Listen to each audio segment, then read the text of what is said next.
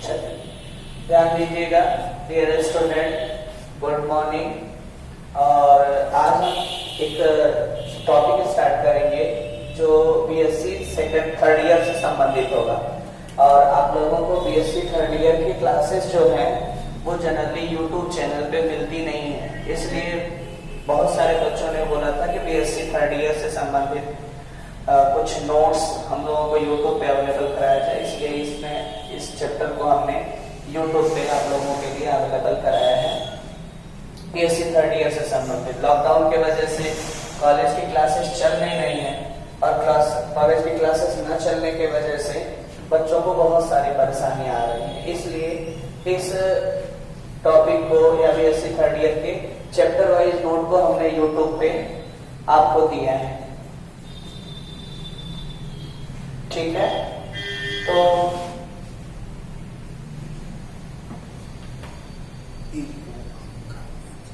ठीक है, तो इसलिए ध्यान देना है। अब टॉपिक वाइज हम बात करते हैं बेटा कि आप लोगों को इस चैप्टर में बीएससी थर्ड ईयर के चैप्टर में क्या क्या चीजें पढ़नी है। पढ़ने के लिए आपको पहले पेपर की पहले अगर बात की जाए तो पहला पेपर जो है उसका नाम है applied and economical zoology. Applied zoology और इकोनॉमिकल जूलॉजी को इसके अंतर्गत रखा गया है। क्या क्या टॉपिक्स इसमें दिए गए हैं आपको अप्लाइड और इकोनॉमिकल जूलॉजी के अंतर्गत, उसको हमें देखना है। तो इसमें आपको 4 यूनिट्स मिलेंगे अप्लाइड जूलॉजी और इकोनॉमिकल जूलॉजी के अंतर्गत। यूनिट 4 में आपको यूनिट फर्स्ट में आपको पैरासाइटोलॉजी के बारे में पढ़ना होता है। यूनिट सेकेंड में आपको पेस्टोलॉजी के बारे में, जिसको बैक्टर बायोलॉजी भी कहते हैं, उनके बारे में पढ़ना होता है।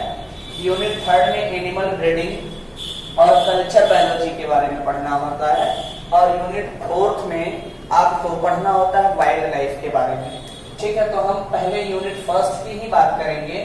ठीक, बारी बारी से हर चैप्टर के हिसाब से बात करते हुए चलेंगे। तो फर्स्टली हम लोग यूनिट फर्स्ट के बारे में बात कर रहे हैं और यूनिट फर्स्ट का पहला टॉपिक जो होगा वो पैरासाइटोलॉजी होगा। एक ही टॉपिक इसमें है पैरासाइटोलॉजी। और पैरासाइटोलॉजी में आपको 3 एनिमल पढ़ने हैं। एक पढ़ना है ट्रिपैनोसोमा, एक जियार्डिया और एक बाउचेरिया। ये 3 पैरासाइट्स हैं जो ह्यूमंस के बॉडी में या हायर वर्टिब्रेट्स के बॉडी में एज अ पैरासाइट रहते हैं और उनके बॉडीज में बीमारियां कॉज करते हैं। ये दोनों, जैसे ट्रिपैनोसोमा की बात की जाए और जियार्डिया की बात की जाए, तो ट्रिपैनोसोमा और जियार्डिया दोनों बिलोंग करते हैं फाइलम प्रोटोजोआ से। फाइलम प्रोटोजोआ से बिलोंग करते हैं।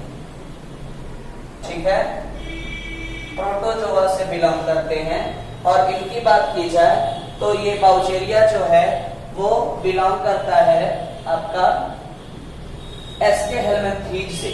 ठीक ना, एस्केहेलमिन्थीज से ये बिलोंग करते हैं, ये प्रोटोजोआ से बिलोंग करते हैं। अब अगर हम इनके बारे में जानना चाहते हैं कि इनमें पढ़ना क्या क्या है हमको, तो हर एनिमल का क्या पढ़ना है। पहला चीज पढ़ना है हमें स्ट्रक्चर।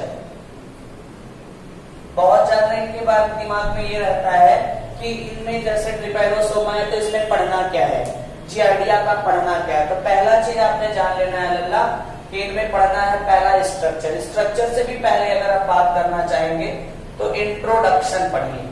इंट्रोडक्शन पढ़िए।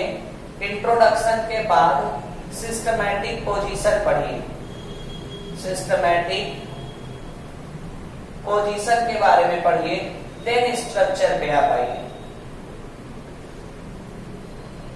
स्ट्रक्चर के बारे में उसके बाद में पढ़िए। तो ये 2 आप अपने से सिलेबस में नहीं दिया है, लेकिन आपको जानना जरूरी होगा, इसलिए 2 के बारे में पहले आप खुद से पढ़िए, मतलब उसको बताया जाएगा। फिर उसके बाद क्या करना है, स्ट्रक्चर के बाद आ जाएंगे लाइफ साइकिल में। लाइफ साइकिल पे आ जाएंगे। लाइफ साइकिल के बाद इसका हमें पढ़ना होता है डिजीज के बारे में पढ़ना होता है कि ये पैथोजेनिसिटी क्या होती है इसकी। पैथोजेनिसिटी के बारे में पढ़ना होता है कि ये बीमारी कैसे कॉज करता है, और उसके बाद इसके डिजीज के बारे में पढ़ना होगा भैया। किसके बारे में पढ़ना होगा? डिजीज के बारे में पढ़ना होता है। फिर ट्रीटमेंट के बारे में पढ़ना, सॉरी सिम्टम के बारे में पढ़ेंगे, सिम्टम के बारे में पढ़ेंगे, फिर ट्रीटमेंट के बारे में पढ़ते हैं, ट्रीटमेंट के बारे में पढ़ते हैं। तो ये इतनी सारी चीजें हमें एक एनिमल के बारे में पढ़नी होगी। मतलब अगर हमें ट्रिपैनोसोमा पढ़ना होगा तो ये सारी बातें पढ़नी होंगी, जियार्डिया पढ़ना होगा तो ये सारी बातें पढ़नी होंगी, और बाउचेरिया पढ़ना होगा तो ये सारी बातें हमें पढ़नी होंगी। ठीक है, तो इस तरीके से लेके इसको हम आगे चलेंगे। तो हम पहले एक एनिमल के बारे में बात करते हैं, ट्रिपैनोसोमा, फिर उसके बाद जियार्डिया, फिर उसके बाद बाउचेरिया के बारे में बात करेंगे। ट्रिपैनोसोमा देखिएगा होता क्या है, ये प्रोटोजोवन होता है, ये प्रोटोजोवन पैरासाइट्स है। ठीक है ना। ट्रिपैनोसोमा क्या है अगर बात करते हैं तो, एक मिनट, हम अब ट्रिपैनोसोमा के बारे में बात करेंगे कि ट्रिपैनोसोमा है क्या।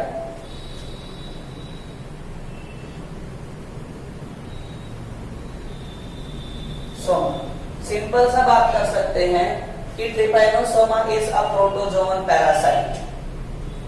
Trypanosoma is a protozoan parasite. John parasite, ये एक प्रोटोजोवन पैरासाइट्स होते हैं और काज करते हैं क्या? Causes sleeping sickness. कॉजेज एक बीमारी होती है जिसको हम कहते हैं स्लीपिंग सिकनेस कहते हैं, स्लीपिंग सिकनेस कहते हैं।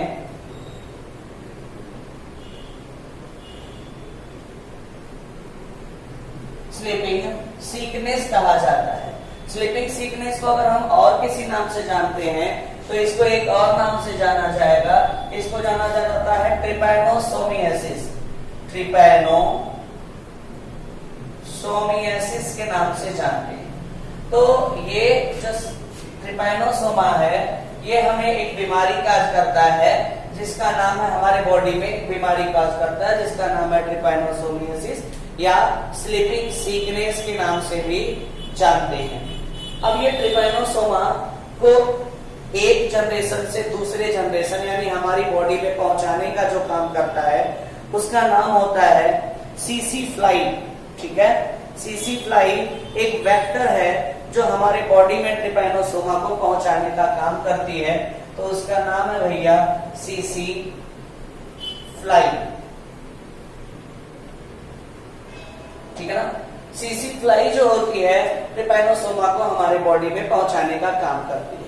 तो थोड़ा सा हम ट्रिपैनोसोमा का स्ट्रक्चर देखते हैं और भी कुछ बातें जानते हैं ट्रिपैनोसोमा के बारे में। ट्रिपैनोसोमा को देखेंगे तो ये इनका स्ट्रक्चर जो है वो इस तरीके से कुछ लीफ लाइक दिखाई देते हैं। ट्रिपैनोसोमा के स्ट्रक्चर को देखेंगे तो इनका स्ट्रक्चर कुछ इस तरीके से लीफ लाइक दिखाई देता है, और इनके आगे की तरफ से, आगे वाले हिस्से से इस तरीके से फ्लैजिला निकलते हैं। ये इनकी बॉडी में इनके साइटोप्लाज्म होते हैं। अंदर की तरफ बड़ा सा न्यूक्लियस दिखाई देगा। ठीक है, और इसके बॉडी के अंदर बहुत सारे छोटे छोटे ग्रेन्यूल्स दिखाई देंगे। इट मींस इसका साइटोप्लाज्म जो होता है वो ग्रेनुलर साइट होता है। ठीक है, these are the body of trypanosoma।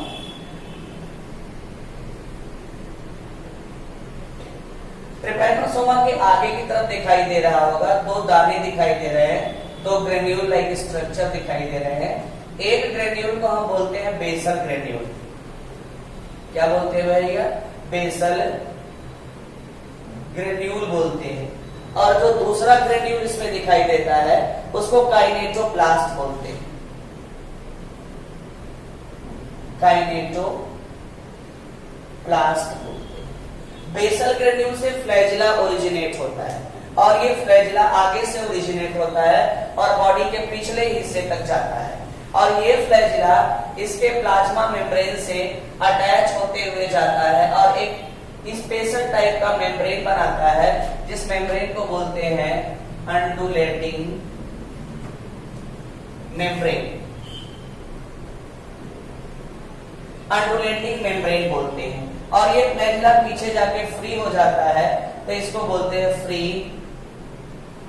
Flagella के नाम से जानते हैं। ये फ्री फ्लैजिला होता है। इसके बॉडी में यहाँ बड़ा सा न्यूक्लियस पाया जाता है, तो दीज आर द न्यूक्लियस। और इसके बॉडी के दो लेयर पाए जाते हैं, एक ये लेयर पाया जाता है, एक ये डॉटेड लेयर पाया जा रहा है। तो ये जो बाहर का लेयर है इसको हम पेलिकल कहते हैं और इसको हम लोग ट्राइकोसिस्ट कहते हैं, ट्राइकोसिस्ट कहते हैं। इसके अंदर ये भरा हुआ जो दिखाई दे रहा है ये साइटोप्लाज्म होता है, साइटोप्लाज्म होते हैं, साइटोप्लाज्म कहे जाते हैं। और इनके अंदर जो ये ग्रेन्यूल दिखाई दे रहा है वो पैरामाइलम होता है, पैरामाइलम होता है। जो पैरामाइलम जो होते हैं वो इनके रिजर्व फूड मटेरियल्स होते हैं, ठीक है ना। पैरामाइलम क्या होंगे? रिजर्व फूड मटेरियल्स होंगे। तो ये स्ट्रक्चर आपको ट्रिपैनोसोमा का दिखाई दे रहा होगा। अब बातें समझनी है। ट्रिपैनोसोमा में फ्लैजिला पाया जाता है और फ्लैजिला पाए जाने के वजह से इसको हम लोग एक स्पेशल टाइप का क्लास दे सकते हैं नाम। इनका सुपर क्लास अगर कहा जाए इस फ्लैजिला को पाए जाने के वजह से तो मैस्टिगोफोरा होता है। सुपर क्लास की अगर बात की जाए तो मैस्टिगोफोरा होता है, मैस्टिगोफोरा। इसलिए कहते हैं मैस्टिगोफोरा कि जितने भी फ्लैजिलोटेड एनिमल होते हैं उनमें फ्लैजिला को मैस्टिगोनिम्स या मैस्टिगोनिम्स कंटेनिंग फ्लैजिला पाया जाता है। Therefore this is called मैस्टिगोफोरा। और अगर मैस्टिगोफोरा फ्लैजिला तो प्लांट में भी पाया जाता है और फ्लैजिला एनिमल में भी पाया जाता है। अगर फ्लैजिला प्लांट में पाया जाएगा तो उसको कहेंगे फाइटोमैस्टिगोफोरा, फाइटोमैस्टिगोफोरा कहेंगे। और अगर फ्लैजिला एनिमल में पाया जाता है तो उसको जूमैस्टिगोफोरा कहेंगे, जूमैस्टिगोफोरा कहेंगे। तो ये बातें आपको याद रखना है कि प्लांट और एनिमल के केस में अगर फ्लैजिला पाया जाएगा तो एनिमलों को अलग अलग वैरायटीज या अलग अलग क्लास में रखेंगे, ठीक है। तो इसका मतलब ये हो गया कि trypanosoma is a protozoal parasite causes trypanosomiasis और स्लीपिंग सिकनेस। ये स्लीपिंग सिकनेस या ट्रिपैनोसोमियासिस कॉज करता है। आगे बात करेंगे कि trypanosoma belong to super class mastigophora और ये एनिमल है तो super class mastigophora and class zoomastigophora से ये बिलोंग करेगा। अगर आपको सिस्टमैटिक पोजीशन लिखना होगा तो ये थोड़ा आपका काम आसान कर देगा। आसान कैसे कर देगा? फाइलम पहले बता दिया गया कि फाइलम प्रोटोजोआ है। सुपर क्लास इसका क्या होगा? फाइलम के बाद क्लास या सुपर क्लास, तो सुपर क्लास होगा मैस्टिगोफोरा, क्लास क्या होगा? जूमैस्टिगोफोरा। ऑर्डर इसका होता है, इनमें काइनेटोप्लास्ट पाया जाता है तो काइनेटोप्लास्ट के वजह से इसके ऑर्डर को क्या दिया जाता है? काइनेटोप्लास्टिडा इसका ऑर्डर होगा। और जीनस ट्रिपैनोसोमा होता है, आप जानते हैं। तो सिंपल तरीके से अब अगर हम इसके सिस्टमैटिक पोजीशन को लिखना चाहते हैं तो हम यहाँ पे इसको मिटा देते हैं। सिस्टमैटिक पोजीशन को लिखना चाहते हैं तो लिख सकते हैं phylum protozoa super class मैस्टिगोफोरा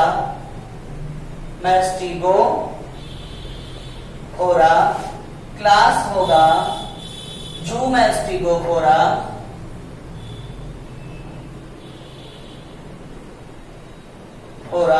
order होगा काइनेटोप्लास्टिडा और जीनस होगा Trypanosoma.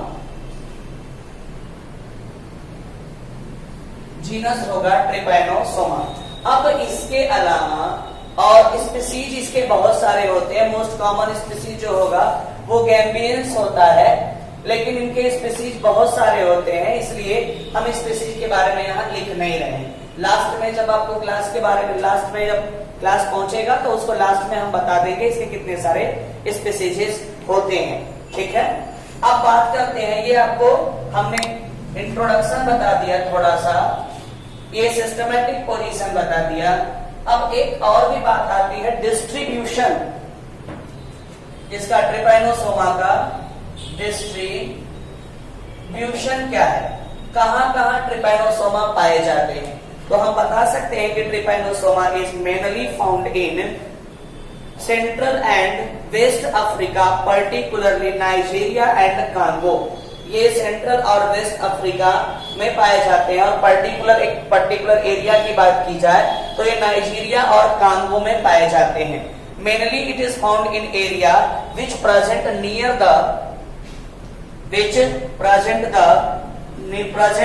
The lake and river. यह मोस्टली उन एरियाओं में पाए जाते हैं जहां पे लेक पाए जाएं या रिवर पाए जाएं, झरने पाए जाएं या नदियां पाई जाती हैं, उन एरिया में ये ज्यादा पाए जाते हैं। ठीक है, उसके बाद हम बात करेंगे स्ट्रक्चर की। तो स्ट्रक्चर अभी हमने कुछ देर पहले ही आपको क्लियर करा दिया है कि स्ट्रक्चर इसका क्या है। ठीक, अब आगे बात करते हैं लाइफ साइकिल के बारे में। ट्रिपैनोसोमा की लाइफ साइकिल के बारे में बात करते हैं। लाइफ साइकिल के बारे में बात करते हैं तो लाइफ साइकिल जो ट्रिपैनोसोमा का होता है वो सिंपल सा बात करते हैं, डाइजेनेटिक होता है। लाइफ साइकिल क्या होगा इसका, डाइजेनेटिक होगा। डाइजेनेटिक का मतलब क्या होता है भैया, देखिएगा, the life cycle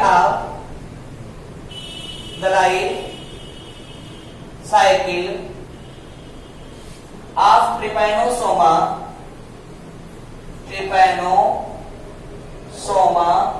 are digenetic. Life cycle कैसा होगा इसका, डाइजेनेटिक होगा।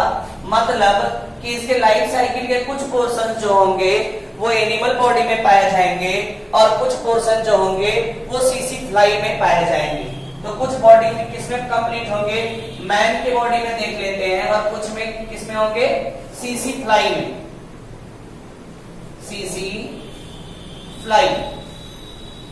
ठीक है ना, और मैन जो होगा वो प्राइमरी होस्ट होता है, प्राइमरी होस्ट होता है, और सीसी फ्लाई जो होगा वो इसका सेकेंडरी होस्ट होता है। ठीक है ना, प्राइमरी होस्ट और सेकेंडरी होस्ट की बात करेंगे तो मैन इसका प्राइमरी होस्ट होता है माना जाता है, और सेकेंड जो होता है सीसी फ्लाई इसका सेकेंडरी होस्ट मानी जाती है। और इसके लाइफ साइकिल के बारे में और भी बातों को आप डिटेल में समझने के लिए इस सभी चैप्टर को अगर चैप्टर वाइज और पीडीएफ नोट के साथ आपको अगर चाहिए, और पीडीएफ नोट देखना चाहते हैं, और पीडीएफ नोट आपको अगर चाहिए इसका, या इस वीडियो को सीरियल वाइज एकदम चैप्टर वाइज देखने की इच्छा होती है तो आपको यूट्यूब चैनल पे तो मिलेगा ही मिलेगा। लेकिन अगर पीडीएफ नोट और इसको और डिटेल में जानना है तो डीडीबी ट्यूटोरियल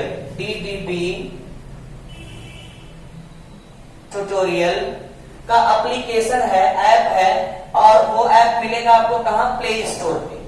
ठीक है ना, प्ले स्टोर पे आसानी से मिल जाएगा, वहां से डाउनलोड करें। और डाउनलोड करने के बाद अगर आपको समझ में नहीं आता है कि हमें इसको कैसे ऑपरेट करना है तो आप एक नंबर पे फोन कर सकते हैं, 80 या